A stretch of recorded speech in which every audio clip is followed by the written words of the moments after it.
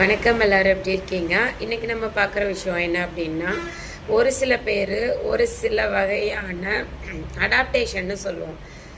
இந்த மாதிரி இல்லைன்னா எனக்கு தூக்கம் வராது அப்படின்னு சொல்லுவாங்க. அந்த மாதிரியான விஷயங்களை பற்றி, அதனால் ஏற்படுற பாதிப்பை பற்றி நம்ம பேச போகிறோம். ஒரு சில பேர் இந்த சோஃபாவில் உட்காரும்போது தலையை தூக்கி இந்த ரெஸ்டிங் ஹேண்ட் பொசிஷனில் வச்சுருப்பாங்க. சோஃபாவில் கை வைக்கிறதுக்குன்னு ஒரு பகுதி இருக்கும், அதில் தூக்கி தலையை வச்சுருவாங்க.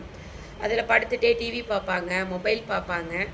அதனால் என்ன பாதிப்பு அவங்களுக்கு ஏற்படும் அப்படிங்கிறது தெரியாமல் புரியாமல் நடந்துப்பாங்க. ஸோ அதை பற்றின விஷயந்தான் அது. என்ன பாதிப்பு நடக்கும் அப்படின்னு சொன்னால், அவங்க கழுத்தை கண்டினியூஸாக சாய்வான பொசிஷனில் வச்சுருக்கும்போது என்னாகும் அப்படின்னா, கழுத்து பகுதியில் உள்ள ஜாயின்ஸில் டிஸ்க் பல்ஜிங் அப்படின்ற தொந்தரவு ஏற்பட ஆரம்பிக்கும். இது ட்ராவல் பண்ணியிருக்க மாட்டாங்க, ரொம்ப நேரம் உட்காந்துருக்க மாட்டாங்க, ரொம்ப வெயிட்டாக இருந்திருக்க மாட்டாங்க.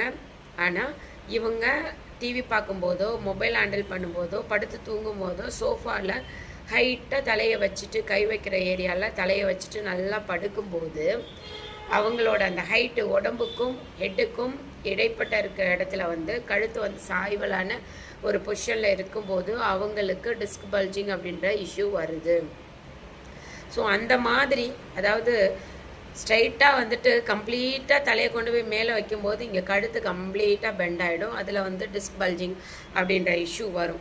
சில வகையான ஹேபிட் அவங்களுக்கே ஒவ்வாமல் ஏற்படுறது தெரியாமல் நாளடைவில் அந்த கழுத்தில் உள்ள பிரச்சனை என்ன நடக்கும் அப்படின்னா, கையெல்லாம் ஸ்ப்ரெட் ஆக ஆரம்பிச்சிடும் வலி. காரணம் என்னென்னா, அந்த டிஸ்க் பல்ஜிங்கில் நரம்புகள் மாட்டிட்டு, கைக்கு போகிற நரம்பு மாட்டிட்டு கைக்கு ரொம்ப தொந்தரவு கொடுக்க ஆரம்பிக்கும்.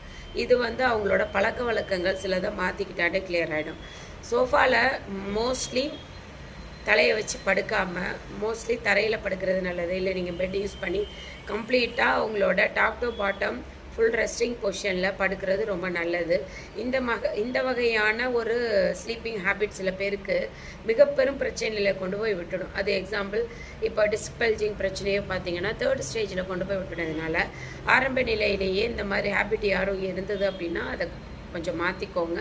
மற்றபடி இது ஒர்க் ரிலேட்டடாக வர்ற இஷ்யூ கிடையாது. சில ஹேபிட்னால் வர விஷயம், அதை மாற்றிக்கிட்டிங்கன்னா நீங்கள் ஆரோக்கியமாகிடலாம். Okay, thank you.